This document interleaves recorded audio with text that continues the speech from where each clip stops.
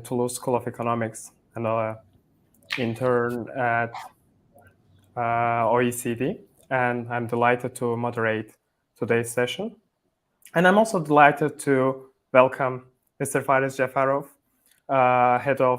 Director of Electronic Government in Azerbaijan, Government Development Center in Azerbaijan, Turkan Farzaliyeva, CEO and co-founder of fintech startup Payrif, and Rauf Heydarli, founder and CEO of startup Recepta.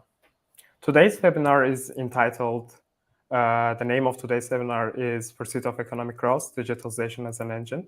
The event is organized by International Center for Graduate Education of Azerbaijan State Economic University with financial support from Pasha Holding. And it aims to assess the role of digital advancement of businesses in boosting service sector productivity and economic growth. So the flow of the webinar will be that I'll be starting with my presentation on why we chose this very topic, why digitalization is important, why does it matter, and why the digitalization of specifically the service sector. And then we will go and talk about digital transformation of SMEs, where Rauf will continue. And after that, we will talk about digitalization of public services. It will be presented by Fariz Jafarov. And at the end, we will close with Turkan Farzaliyeva's presentation on fintech and how financial technologies can basically help us to overcome transactional costs, bureaucratic hurdles of doing business, and why digitalization in that sense matter. Now I'll share my screen to start my presentation.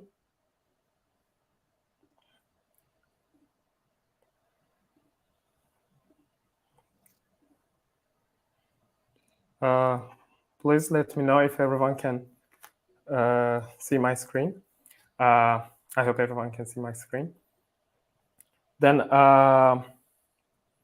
so today's my presentation is about economic growth and digitalization, and the outline is I will start with this pattern that I basically discovered, that is about agriculture sector low productivity, low and stagnant growth of manufacturing sector, and the issues with mining sector. And basically these three sectors create some kind of pattern in Azerbaijan economy that we need to address. And I basically discover what's this pattern. And then I try not to be bleak, and I talk about how can we solve this problem. And I basically talk about digitalization, but very briefly, because the rest of the panel today is basically will be about digitalization and tools of digitalization. So agriculture sector and productivity trap. In Azerbaijan, the agriculture sector employs huge amount of people, 1.75 million workers in Azerbaijan. And this is roughly 36% of the total employment in Azerbaijan. And per worker agriculture sector income is like around 2,247 United States dollars. It was in 2019. And this number is lowest among all sectors because we can see that agriculture sector is preceded by service sector. And then we can see there's an industrial sector which has more employment basically. And the industrial sector, we can see that over the last years is kind of trying to converge with the, in terms of the per worker productivity, per worker output, it's converging with agriculture sector. But the problem is, it's not because agriculture sector is becoming more productive. Sorry, everyone. Can everyone see my slides? We don't see you need to change the slides. Yes. It's not changing. Okay, let me try it again. And make it full screen, please. Yeah, in my laptop it's full screen, but let me see how is the problem. I'll try it again.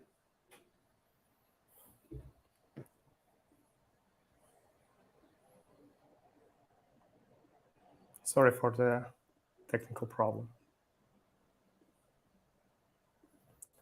What about now? Do you see full screen?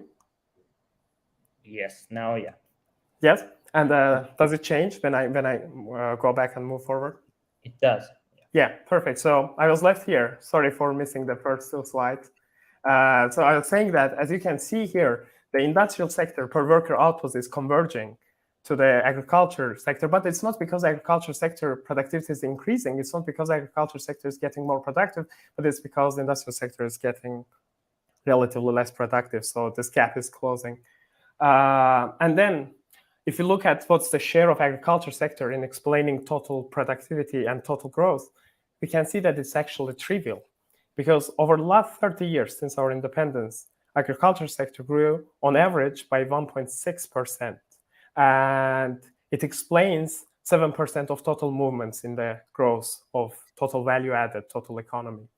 And this shows that here you can see that this red shaded area is basically the agriculture sector in trying to explain economic growth, which is actually very trivial. But I'm talking about these numbers, but like, let's have an international comparison so that we can see what does it mean. Maybe maybe it's supposed to be this way. But if you look at some international examples, for example, we can see that the agriculture sector per worker output, the same indicator is way higher in other countries. And especially, I know that like maybe Netherlands, Finland, Denmark, these advanced economies are not the best economies to compare, but if you compare it to Central Asian economies like Uzbekistan, Kazakhstan, they are relatively more productive than Azerbaijan in this sense, with 7,000 per year per worker output. But there's also like reverse trend. We can see that the share of agriculture employment in Azerbaijan is 36%. But this number, this very number, is almost 1% in United States, 2% in Netherlands. You can see that as the percentage of people who are working in agriculture sector increases, these sectors get less productive. So if we are saying that, oh, we have a huge chunk of people in agriculture sector, trapped in agriculture sector, and we need to increase this productivity, this increase of productivity comes at a cost. So if we, for example, hypothetically, let's assume that we become super productive in agriculture sector, then only 5%, and we have only 5% of labor force who is working in agriculture sector. And it means that 1.5 million people, it's like back of the envelope calculation, 5.5 million people needs to find a new job. So basically, increasing agriculture sector productivity can seem like a good policy to pursue, but also we need to consider that this policy will have huge basically issues, because it will need massive sectoral logistic reallocation of people, because these people are in the regions, but they need to start joining in other economic activities, because increasing productivity in agriculture sector is by definition decreasing the number of people working and replacing them with automated technologies. Now, so what we are going to do, so like it looks like the manufacturing sector looks like a better policy, because like manufacturing sector facilitates the integration to global supply chains, and it has higher export capacity because it is basically the manufacturing of tradable products, and tradables in economics is the product where you can basically export those products. And manufacturing also is a labor-intensive sector. Basically, if you start investing in the manufacturing sector, it will absorb a lot of labor that we are saying that will be unemployed because of increase in productivity. They can move to manufacturing sector. So it looks like promising here, and developing country labor productivity unconditionally in manufacturing sector unconditionally converts to developed country levels. This is a Danny Roderick basically has shown it in his paper, 2013 paper, that this convergence. So it means that this sector, manufacturing sector, looks like a good sector to pursue the policies, because it will basically help these people who are trapped in agriculture sector in Azerbaijan to find new jobs, because it's labor intensive, and it will be also productive sector. It will not be like agriculture sector, so they will have higher income. But it's not the complete picture. But before giving the caveats, like issues with this policy, I will try to say what's going on in manufacturing sector in Azerbaijan. And we can see that the average growth of manufacturing sector has been 1.2% over the last 30 years. And compared to emerging economies like India, South Korea, this is kind of 5 times lower. And here you can also see that manufacturing sector basically explains a tiny proportion of gross decomposition. And also we need to carefully look at this picture. We can see that in the beginning of our independence, the manufacturing sector basically started to shrink because of the economic transition. And then it didn't recover as much as it shrinks. And in total, it only, here we can see that it only explains only 7% of total growth movements we have experienced so far over the last 30 years. And but what's the reason? What's the reason behind the stagnation? We can start asking and answering this question by looking at the total factor productivity in Azerbaijan. TFP is basically, total factor productivity is basically the technological contribution to the growth. This is how it is. It contains technology, it contains human capital, know-how, it contains institutions and many other factors. And we can see that TFP in the beginning of our independence, it decreased massively. What does it mean? It means that this decrease is like in the beginning of our independence, we started to basically lose huge productivity, and then it gained a pace. But however, over last years we see still stagnation, and maybe the stagnation that we see over the last 10 years is about industrial sector stagnation, because industrial sector is not developing over the last 10 years, especially I mean manufacturing sector. Azerbaijan accumulates less skills, and there's less skills flow over to other sectors, so total factor productivity growth is also stagnating. And another reason, so like what's the reason for the stagnating economic manufacturing sector? One of the reasons is we always, like economists, we like to talk about export dependence. We say that growth of the mining sector basically decreases incentives to invest in the manufacturing sector. Why? Because of this oil exports, mineral fuel exports, a lot of foreign currency basically entering to country, and demand for Azerbaijan's currency is increasing, and it leads to exchange rate appreciation, real effective exchange rate appreciation. And Hasanov, in his 2013 paper, he called Dutch Disease in Azerbaijan Economy, basically shows that we indeed experience the real exchange rate appreciation. And as a result, now it's better, it's more profitable to import manufacturing products rather than to produce them.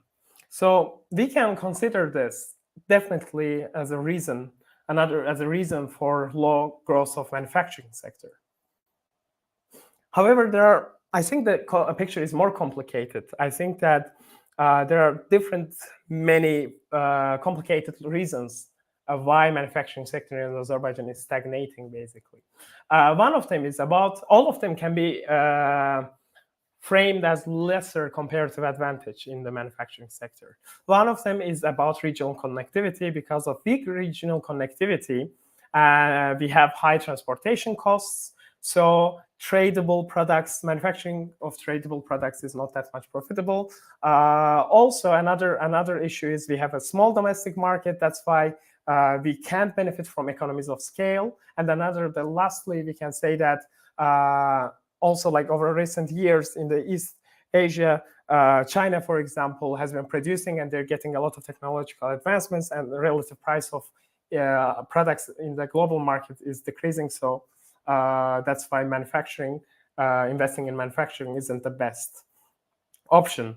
Maybe mining sector then, the last sector, right? However, there are also many issues with mining sector. Mining sector is very productive, but it's not a labor-intensive sector.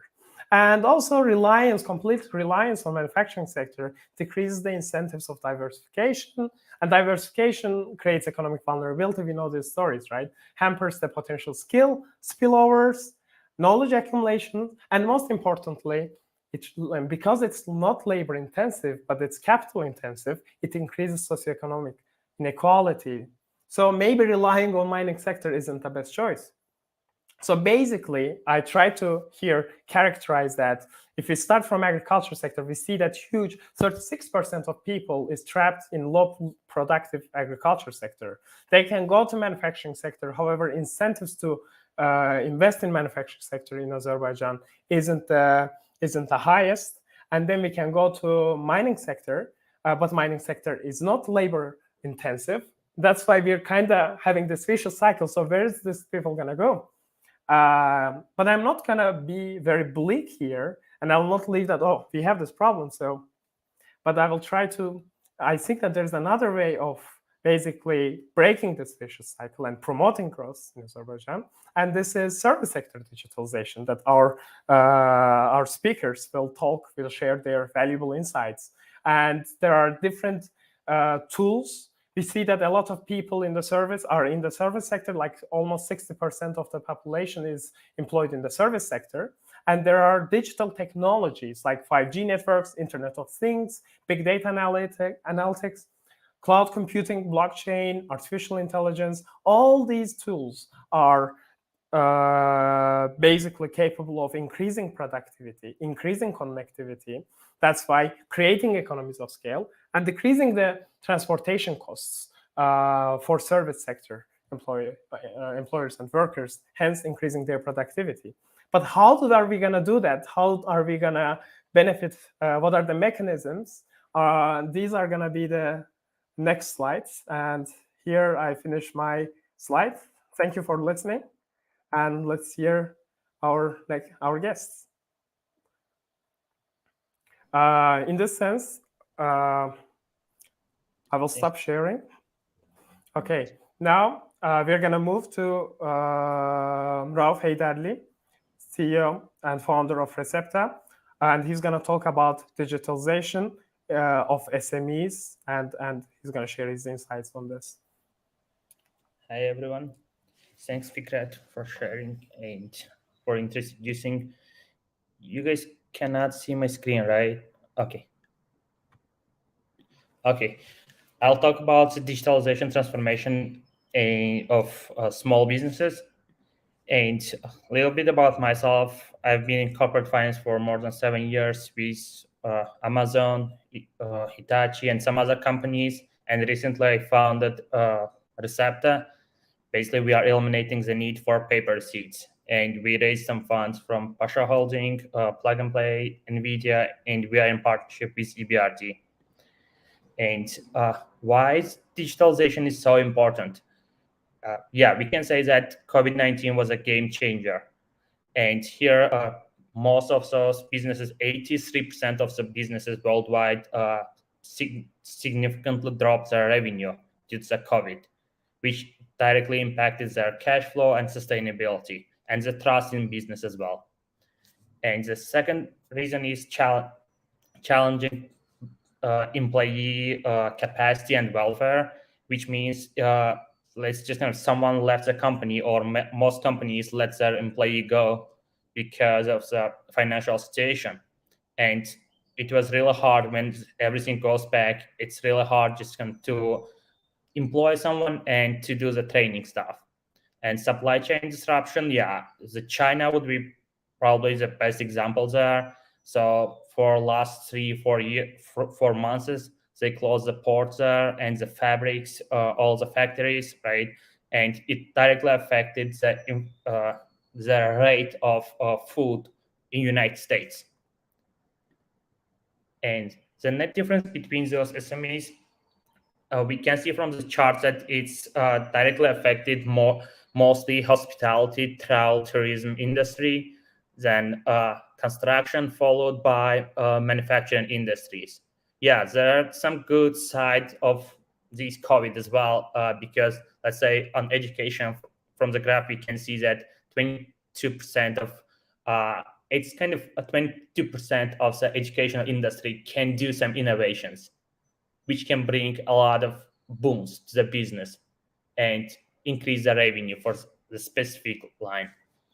And the key factors of digitalization are process digitalization and automation, which includes, let's say, just simply explain that, let's say we have the customer support team. Instead of that, we can do some chatbots there, which will take some time to install, to do all the maintenance stuff. But after that, it will be just fully automated.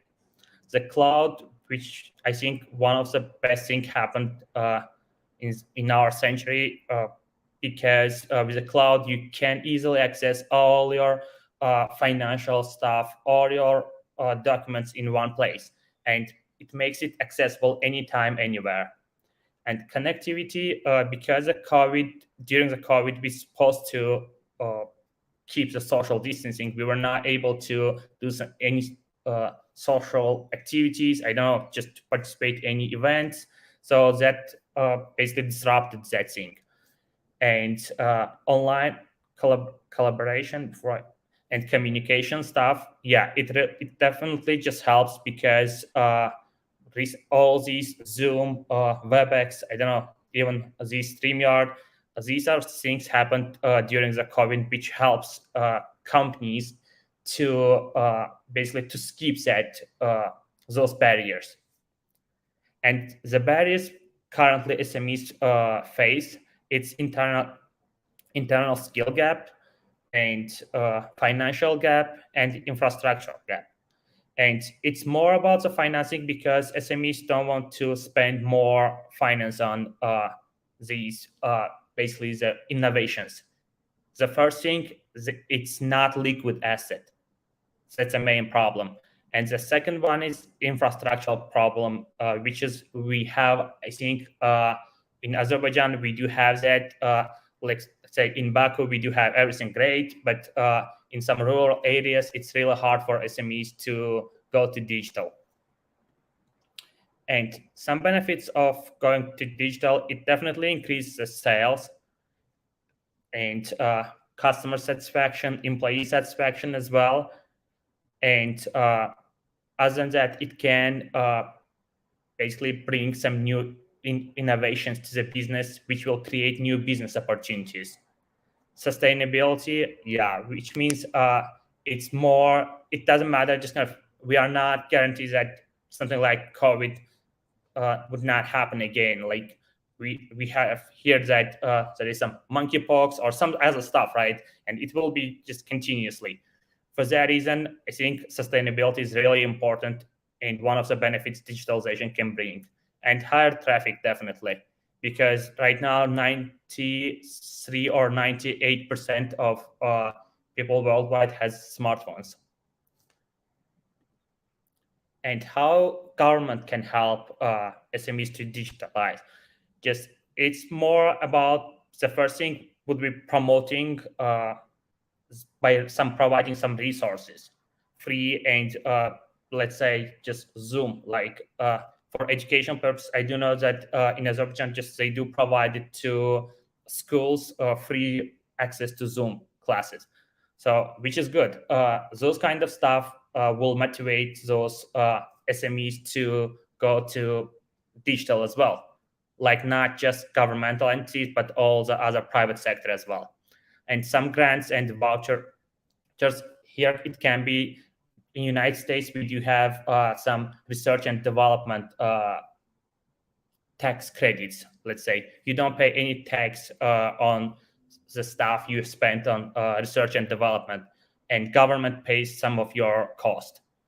Some training, free training, and direct support, that can be another good opportunity for SMEs to do the digitalization.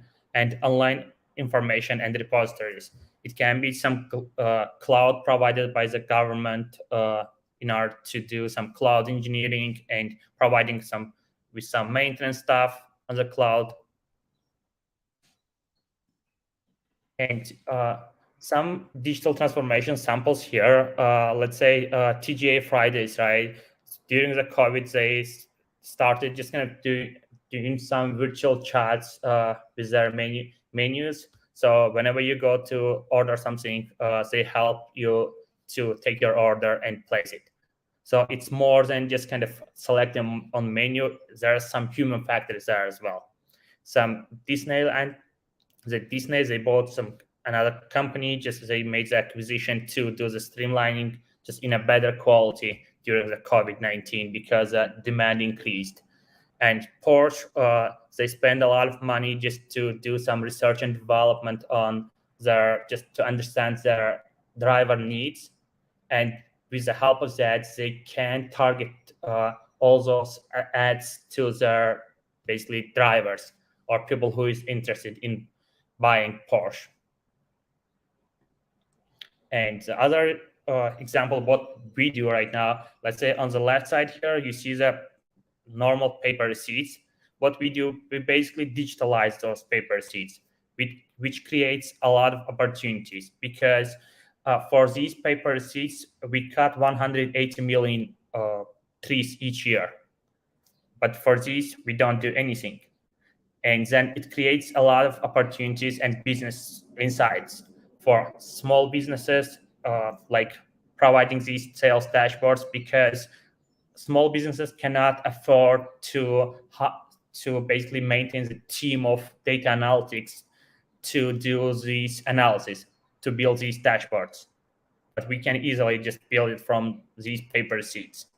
And the other example would be just price check or having all your physical cards in one place, which is more sustainable. It's just kind of one single example. And just worldwide, we just by going digital, just kind of on one receipt only, just let's say, right, we can save more than 180 million trees, like I mentioned before. It's more than 250 billion liters of water. And those 93% of those paper receipts are non-recyclable.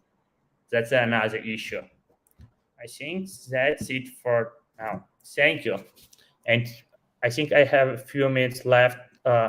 Someone else, any questions? Thank you, Rauf Bey.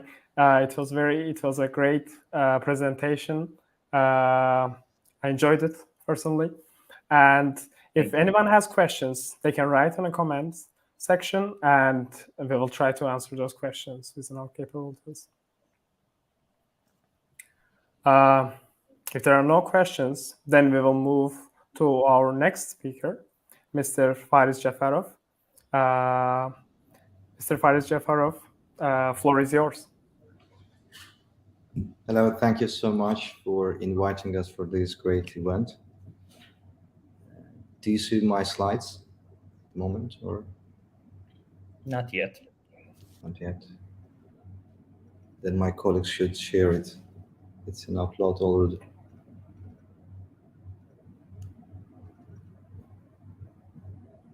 You see it now. So basically, in our Sun service, we are a part of our Sun service. We are actually now designing the services for meta government. So the first time in globally, like, we try to keep aligned with the changes happening in the world. So it's a new reality, and we have to take care and consider providing some services in MetaGov.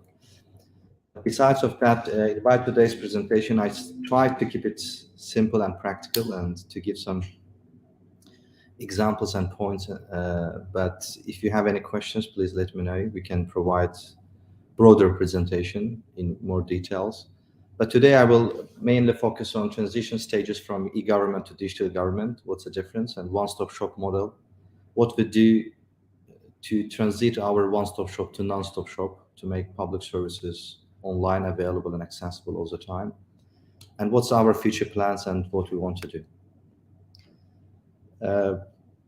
Unfortunately, this slide, do you see it like nicely, but it's a kind of changes or, yeah, in Azerbaijan, like the e-government development and the new services, e-services started from 2003 and 2013.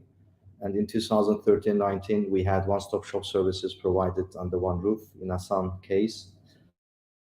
2019-2022, we call it proactive service delivery period, where people can go online to their personal account and get access to all kinds of public services, even notification about the expiration of the ID cards or driving license, etc. And in 2020 to 2025, our aim is to apply blockchain, AI, augmented reality to public services and to make them more accessible to all people. So basically, everything started from G1. We can call it Government 1 or Generation 1 public services, to physical development and fundamental development of public services important. Therefore, in the case of Hasan, the services got simplified.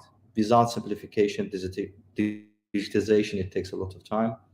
Therefore, we spent a lot of time, almost 5 to 6 years, to simplify steps and procedures of public services. And then, starting from 2018, we are intensively and extensively digitizing public services, which is generation 2 electronic, but now we are in the stage of data-driven government, which is completely based on data sharing and data exchange. This is Hasan models, where Hasan is not providing any public services, where it also creates platform and government organizations provide the service, and we oversee all the process. Therefore, we keep the quality all the time up and up. And our main principle is leaving no one behind, diversity and inclusion, transparency and accountability in providing public services. So far in Assam, we have 320 services, 11 public organizations, 30 private organizations, and people get public services. We call it public service mall, so people can get inside the building, having their coffee, leaving their kids in the corner somewhere. And we have Innoland startup zone. And recent center that it was opened, actually it is bigger, 200 square meter bigger than the 28 shopping mall. So which brings a lot of environment and new tools and changes in the country, and people enjoy of that. And we have train, we have buses. So first country in the world like providing bus services to villages and remote areas to citizens via our buses and trains. And very soon, probably our bus and train will leave the border of Azerbaijan, and first time in history, will go to other countries to provide the public services to our Azerbaijani citizens living abroad.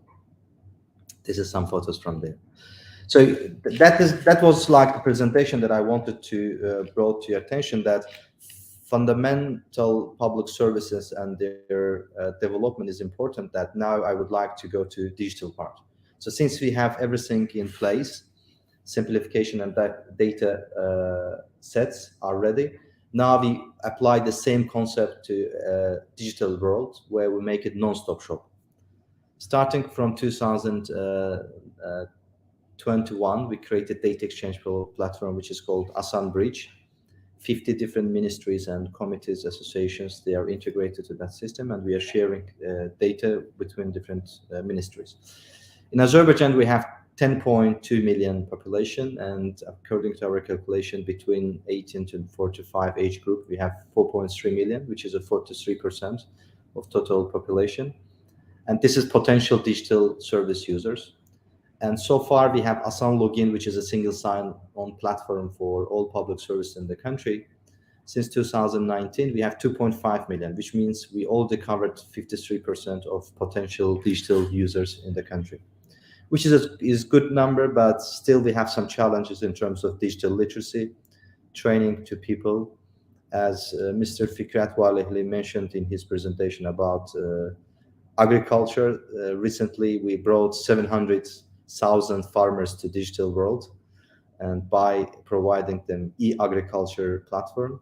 So where we have to catch a lot of people in different areas. Even we opened on TikTok account to give some videos to people that how they can use public services, because we have different focus groups. We have elderly people, we have students, we have families, we have parents, and we have entrepreneurs and SMEs. So we have to work with all these focus groups, like multidimensional and multidisciplinary discussions, and to get their points. We have different digital projects at the moment, which we divided into groups: G2C for people, G2B for public, for business sectors, and G2G for government organizations. Unfortunately, I cannot cover all of them, but I will bring some examples for some of them. The main challenge at the beginning in terms of digital transformation was about data sets, how many data are available and data catalog available in the country, because when we talk about digital, the blood of digital world is data. So even sometimes in GDP, it's not gross domestic product, it is gross data product. So basically the countries that they have data, the one has the data more, they are the more rich ones in the world at the moment. So we created the data catalog in Azerbaijan for human, for objects, for cars and everything. So far we have 1,500 unique personal data sets in our information systems, and the government agencies are exchanging data with each other through our ISCEMR bridge. ISCEMR bridge is a data exchange platform. We used to have Estonian model since 2013, X-Road model, but in 2019 we started to develop our own, and 2021 we finished in April. We applied, it's in production at the moment. We have 50 different organizations already integrated, and so far we have 150 million data exchanged through that system. Mr. Rauf Heydarli mentioned about keeping and saving trees. Actually, this is also good for environment as well, because it means 150 million times government agencies didn't ask people to bring documents. So they exchange with each other the data. And in 1st June in Geneva, we received a special award among 1,274 projects. ISCEMR Bridge, one of the best projects in the world. And we are proud of that Azerbaijan already doing well in digital service delivery. Since we talked about supporting SMEs and supporting other government agencies, ISCEMR Login is a single sign-on platform where we provide one single username and password for all citizens, actually getting access to over 85 different information systems and portals. And we provide this ISCEMR login free of charge to startups and small SMEs. They can apply actually this ISCEMR login into their digital platforms, and without paying any money to the government. We are trying to support e-commerce and like products that SMEs they have. So anyone can apply. We have MyGov application, and MyGov, it is also proactive government platform where people, they have accounts, their personal accounts, and it is a transformation of e-government portal actually, which is in use since 2013, but it is more proactive. Imagine people, they don't go to anywhere, they get notifications about changes their life status, like ID card will expire soon, they get notifications. Passport will expire, they get notifications.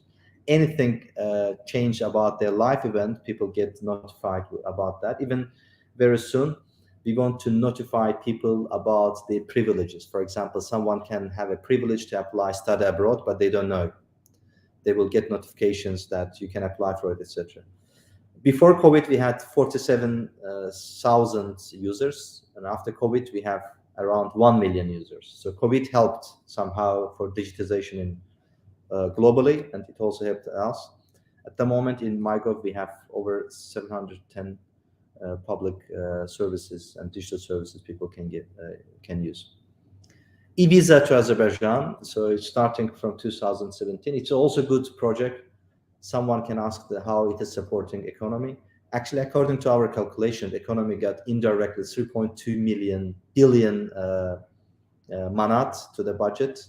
If you consider that each tourist spent around $1,000 per their visit to the country. And so far, we issued 2.1 million visas coming to Azerbaijan. And I have to give another statistics that before ISCEMR visa, the visa holders coming to Azerbaijan, it was 150,000, but now per year it is 1 million. So it is around 10 times increased. Such digital platform increased the tourists around 10 times. And we are the fastest visa system in the world, so we can provide and issue visa in 30 seconds. We are proud of that as well. And probably all of us, while we are traveling to different countries, we have to collect a lot of documents. in order to get visa. But in the case of Azerbaijan, expats only need to upload their photo scan version of the passport and some information as a data, and they apply. Even they can get on the plane while they're applied for the visa, and once they arrive in the country, they can get their visa. But 14 countries, they have right to get visa upon arrival. So far, even we apply some machine learning to our data sets, and we send some surveys to tourists. Once they leave the country, they answer to this survey, and we apply machine learning and sentiment analysis to analyze what they like and what they don't like. And based on that, we categorize the needs for development in the country. For example, restaurants, menus, taxi, navigation, etc. And we share those information with related organizations in order to take into consideration.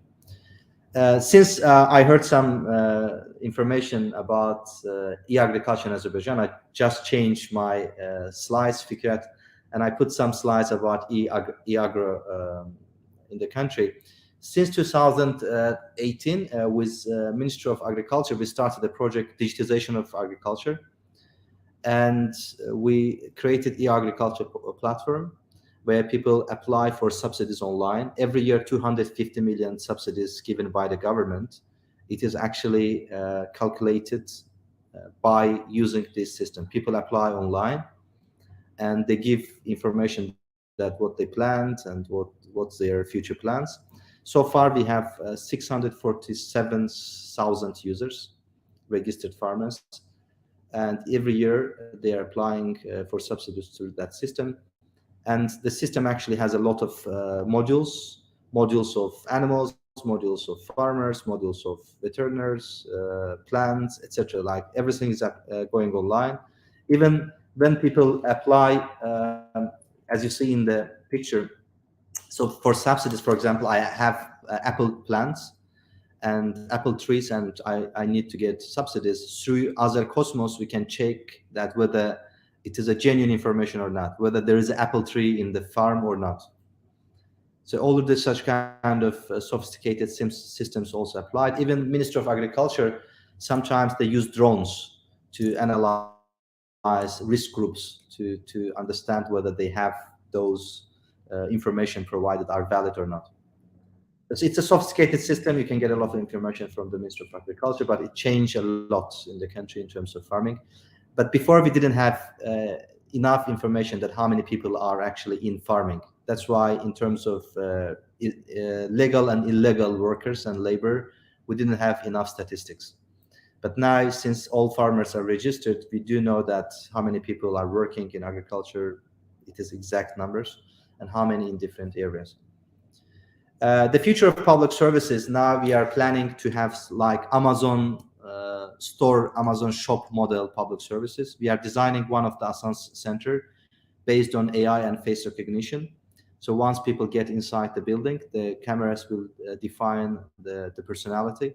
It will define who the person is. And then in front of the monitor, the available and services will be proposed to the user, and it will create easiness. For example, your passport will be invalid in a couple of days. You can apply for property registration, etc. So we are actually applying such kind of technologies in order to take our public services to the next level. This is a kind of concept how the person will get there. Or sometimes people ask us some questions that why do I need to come to Aslan Center even if I can apply through MyGov application and give my biometrics and get my ID card to my house. But in 2012, people had only concern that how can I quickly get my ID card. But now we have such kind of requirements and demand, and it's challenging, it's demanding, and we work on it. And the key challenges at the moment in terms of digital transformation, it's about the data privacy. Regardless, we share a lot of notifications in MyGov application that which organizations actually using the private data of the citizens, but citizens still are so open of giving consent to different private sectors, and mainly social network personal data like Facebook. People give all kind of information about themselves to the Facebook, but when it comes to the government, they say, "What's my data? How government are using my data?" Cybersecurity is a big challenge. That's why we have a big project. We call it Cyber Hygiene Project. Very soon we will launch it. People will get a lot of questions and will use it, test themselves, understand where they have some weak points in order they can train themselves. Transparency and accountability, diversity and inclusion. So once we create public services, digital public services, we have to consider blind people, we have to consider some minorities, we have to consider elderly people, and this is one of the challenging points. Cultural sensitivity, legal access, ethics, digital literacy, it's a main challenge at the moment in front of us, and the data quality, since we are working on it as well. That's what I can tell you, but in terms of economy, we also provide e-license platform for entrepreneurs. Everyone can apply licenses online. We have launched e-tender platform where all SMEs and all small and big companies, they can apply for tenders online. And such kind of digital platforms actually creating a good environment for all kind of private sector to get very close and access to public entities and work in synergy. Thank you very much. That was the last slide, I guess. Yeah. Thank you. I was in time. Yes, you were. Thank you, Fariz Bey. It was a great presentation. When I saw those agriculture slides, I was like, you're as fast as our visa issuing system. Recently, I was applying to French visa, and now I see that France has a lot to learn from Azerbaijan in terms of acquiring visa. I think this was very insightful slide, and in general, like ISCEMR model has created a lot of efficiencies in the system and optimized basically public services in Azerbaijan, and this digitalization of public services and the perspectives you're providing, they were very valuable, and it was great. If anyone has questions, I mention again, you can write it in the comments and I will try to answer your questions. If there are no questions, I think we will move to our last speaker, Turkan Farzaliyeva, co-founder and CEO of Payrif. She's going to talk about financial technology, fintech startup, and basically how fintech can promote digitalization of different services. Floor is yours, Turkan Hanım. Hello, thank you very much, Fikrat, for inviting. And I would like just to thank to Mr. Fariz for the Innaland. So as a participant of Innaland Incubation Center, as a Payrif, we are also just applied there, and we are here right now. So it's really a great opportunity for startups. So that's why I was just happy when I saw the picture. We are here right now. So I'm gonna open my slides, but just I need help, Fikrat. Yeah, great. We can see them. Yeah, sure. I'm going to talk about digitalization of the financial sector because it's really growing up, especially after post-pandemic years, like during a pandemic situation. So that's why like experiencing Industry 4.0 right now, we have to live and adapt to the technology. So as Mr. Rauf told that the rise of technology has been a game changer for all industries, but I have to mention that it was especially for the financial sector industry. So for zero industry revolution, and therefore in accordance with the requirements of the consumer behavior, production behavior also just form differently. So we have a big impact on the events that happen in our whole lives. The financial services sector is undergoing large-scale digital transformation that has widespread implications for how companies in the sector run their businesses. So I just want to mention the big impact. The client expectation was the key driver for digitization across the asset management industry, followed by sales, as I mentioned, like industrial revolution and other impacts to this. So new technologies reducing cost, competition, pressure on the fees and revenues, and regulation. And also their demand just changed very easily. As Mr. Fariz mentioned, that they are just demanding fast ID card, but now their demand also changed. In the financial sectors, the same thing. So new technologies are enabling banks, insurers, and other established financial services companies to overhaul their operations and identify different ways of serving clients. And I would like to just share the statistics for 2010 and for 2021 years. The investments into the fintech companies was about more than 200 billion. So it means that's why the journey of the digitalization just changed very quickly, and there's a new drivers in this financial, not anymore banks and insurance company, also like acquire companies, payment solutions, payment gateway companies, which can offer to the SME more just easy and quick solutions.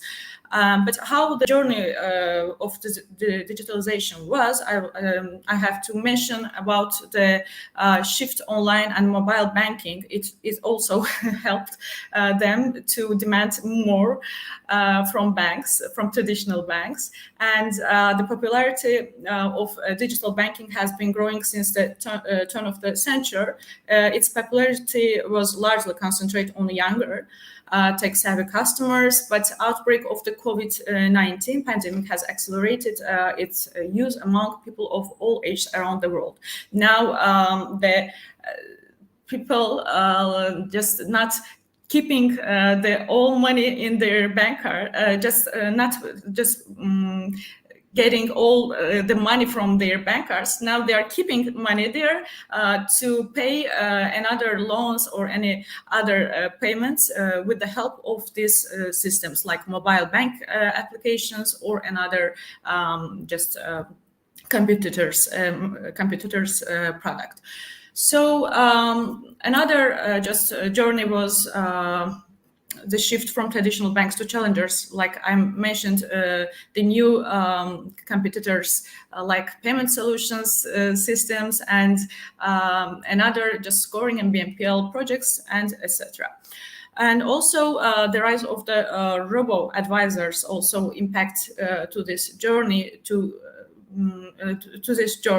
So another product, robo-advisor, rapidly changing banking world is the robo-advisor, and they are now using the most correct data and analyzing the right data to provide clients with the credit and get them at a normally scheduled timing. So the digital platforms provide financial advice as well as investment management, which is based on algorithms designed by portfolio managers, robo-advisors, as I mentioned. So robo-advisors automate the process of investing with a little zero human supervision. And also blockchain's impact. Blockchain is seen as another piece of technology that is boosting to shift to digitalization to finance. Blockchains is the technology used by cryptocurrencies such as Bitcoin. And my next slide, how digitalization impacts financial services companies. As you see my numbers there, I can see, 1 minute. 79% says that digital is a top or high priority area. 60% have a digital transformation effort, and 51% main digital focus is to improve client experience. So advantage of fintech, the first of all, it's cheaper due to lower fixed OPEX costs. You can easily take over traditional players. And agile, fintech is extremely fast and agile, especially on comparison with traditional banks. Accessible, enjoy the flexibility and scale diversity and quality, providing better customer experience. Data-driven, more convenient to make customized approach by data gathered. And this data statistica from global, international, and from Azerbaijan market. And when we just realized that there are a lot of demand to these products, so we saw the problems like digitalizations, time wasting, hierarchical flow of documentation and integration procedures for merchants, and also how they are going to banks and waiting for the line, a lot of time, just waste of time of the clients, and etc. problems. So we just think about it, and we try to find solutions to these problems. And the solution was with the help of governmental digitalization also. So as PayRif, we are offering to our merchants just sign up, registered, and onboarding 1 or 2 minutes.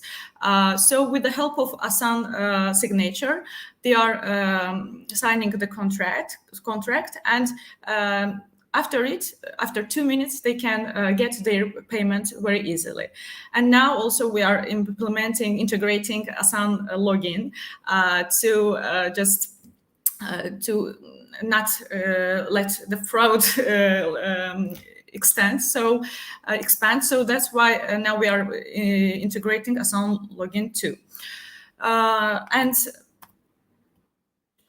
That's a market overview. If it's interesting, I can talk a lot about it, about traditional banking problems and also another online payments and also global fintech players, which is not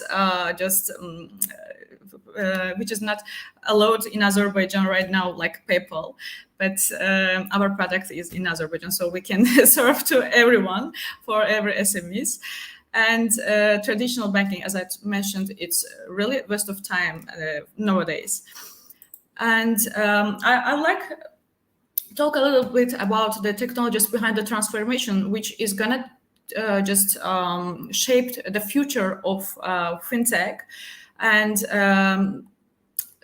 technological progress and innovation are the linchpins of fintech development, and will continue to drive disruptive business models in financial services. According to McKinsey analysis, 7 key technologies will drive fintech development and shape the competitive landscape of finance over the next decade. So McKinsey estimates that artificial intelligence can generate up to 1 trillion additional value for the global banking industry annually. And banks and other financial institutions are tipped and to adopt an AI first mindset that will better prepare them to resist encroachment onto their territory by expanding technology firms. Blockchain will disrupt established financial protocols. Cloud computing will liberate financial services players. Open source, SaaS, and serverless will lower barriers to entry. Internet of Things will drive a new era of trust in finance. No-code and low-code will redefine application development. And hyper-automation will replace manual work. Hyper-automation refers to the introduction of AI. Deep learning, event-driven software, robotic. So, like financial services are embracing a number of technological advancements in their journey towards digital transformation, including AI, data analytics, cloud computing, and the Internet of Things, among others. So this was the just research of McKinsey, and from the that's their mind, but also another just drivers like blockchain also can just add to these technological tools, and financial. These technologies are allowing financial services providers to react and adapt faster to changing environments. That's a really important thing for SMEs, for companies, for also another drivers like payment gateways. So that's why the development of these tools really will just solve the problems of clients. So we have to just focus to our clients just demand and help them and give them solution. It will help us too. So thank you very much. I just want to talk shortly, but it's impossible. Thank you for your time.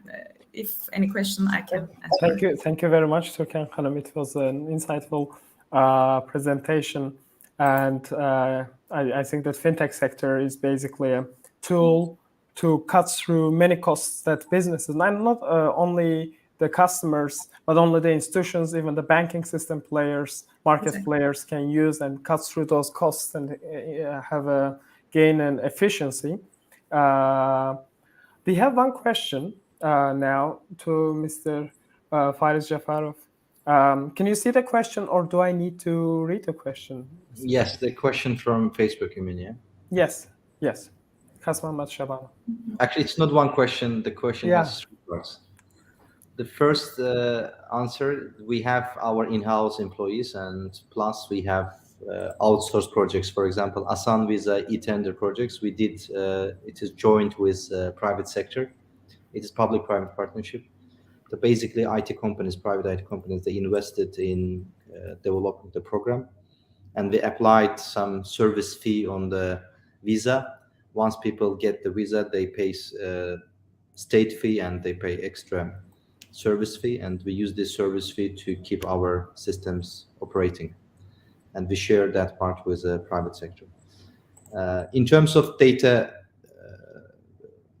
sourcing, storing the data, we don't store any data. All ministers, they have the information systems, and they store the data in the information systems. We only play the data exchange platform. We kind of orchestrate the data, and the data flows through that systems, and they are actually encrypted. And we have our old systems and servers in Azin Telecom, the state data center. We don't keep the data, even the data related to us, in our systems. I think I answered to the questions, and the good news I can actually share with startups. Starting from this year, we are going to establish GovTech startups concept within our building, and it's old InnoLand but new LoLand in the Asan 7 center. And old InnoLand we will convert it to GovTech startups. What does it mean? So basically, we will work with those startups who are bringing some platforms and systems and solutions for government, public services, etc. So we will work with them, and we will give them some data. We will help with the data sets, and they will develop the real products, and we will work in cooperation, maybe public-private partnership or etc. Or we will buy or we will sell those projects to different agencies as well. This is what our vision for the future. And in the future, actually, we don't want to have any developers in-house to develop any kind of services. We want to outsource all of them, and we want to support basically private sector. We want to play the role of design thinking office and project management office, giving standards, controlling, monitoring, and supervising, and the private sector develop the products for the government. That's our vision for the future. Well, I think this is great, because one of the key challenges many countries are facing in the digitalization of SMEs is establishing public-private partnership. But this new idea is, I think and this project will promote public-private partnership, and this is great in that sense. I think there's one question. we are the first country, maybe one of the first countries where we provide the data to the banks through our Asan Finance project, and the banks actually open the bank account and then give the loans to customers using only data. The people actually give a consent on the paper that I give the consent that you can get my personal data from e-government system, and we provide such kind of information to the banks. And so far 60 different financial institutions integrated to e-government information system.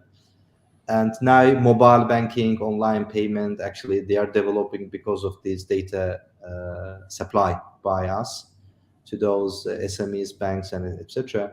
And very soon, maybe it can be good news for our Innoland resident as well. Very soon, we are going to launch OpenID platform. So basically, OpenID, it means it will be integrated all kind of online systems, and people will give online consent to what kind of data about themselves they want to share to those service providers. Why it is important? Because no one wants to give inputs and fill out any kind of application. Everyone wants everything goes smoothly, like Gmail. When one system is integrated to Gmail asks a question that those organizations, they require your email, name, surname, and birthday. That system will work for the government, which provide the services for private sector. Thank you. Thank you very much. There's one question, I believe it's addressed to me. It says, how do you imagine lay people become productive in the digital world? When I hear lay people, I imagine the people in agriculture sector we were talking about, especially.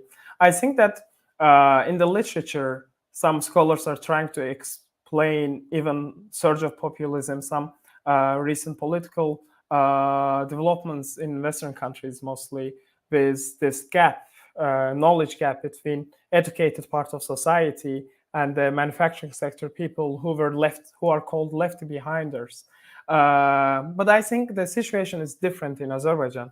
I think there are many people who can benefit from digitalization, but they need to have an access, and access requires some kind of knowledge of digital, or some kind of digital skills. But I think in terms of the service sector, promoting digital skills, training people to use digitalization to promote their businesses. It can be promoting agricultural products that they are selling in the internet. I think promotion of these digital skills are easier than promoting digital skills in more complicated sectors like manufacturing. So even in the world, many governments are having hard time to basically deal with people in the manufacturing sector who are left behinders, who do not have a lot of digital skills to become completely white-collar people. I think this picture is different in Azerbaijan. I think different government trainings programs can be applied to promote digital skills so that people in the villages can basically apply those skills to promote their products, and it will help them to connect to the rest of the world, like rest of the regions. It will help us to decrease the spatial inequality. But more importantly, I think addressing your question, productivity can be relatively easily increased by government programs and trainings, social media trainings and stuff like this. Fikrat, at the moment, the government, Ministry of Agriculture, they are promoting technology applied in farming, intensive farming. The one who actually applying intensive farming, they give 2, 3, or 5 times extra subsidies for those farmers. So basically, Ministry of Agriculture is like promoting. Even 2 days ago in Afstafa, there was second innovation forum, agriculture forum, and the government showing to farmers what is drone, how they can apply drone, how they can apply some data sets, how they can apply some IoTs in agriculture, that they can get a lot of data about giving water to the trees and the quality of the soil, etc., etc. That is what the government is doing. But actually, in terms of government, we follow Gmail, WhatsApp, Facebook, and others because they spend a lot of money for social engineering. and they make their solution that easy, even those lay people can easily use. Therefore, as a government, we don't invent America again. We follow those Gmail and others, how they apply like terms and conditions, buttons, colors, etc. We replicate it to public services that to make it easy for lay people and uneducated people that easily can use these public services. But it is a big challenge for all countries, digital literacy, because technology is changing, innovation is happening, and you need to keep people aligned with all these life changes happening in the world. It's actually great that you mentioned about subsidies. That this is what I kind of forgot to tell. Other than trainings, providing subsidies for people to do intensive agriculture where more productivity will be a result is another engine. Basically, creating this financial access to farmers who want to go more productive is another way of promoting.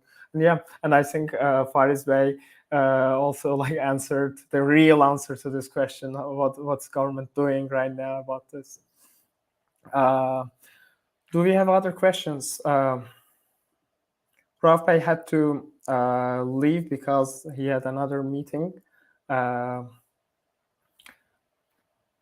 If you don't have any other questions, I think, and by the way, thank you, Kasmamet, for asking very insightful questions. I think they enlightened the conversation.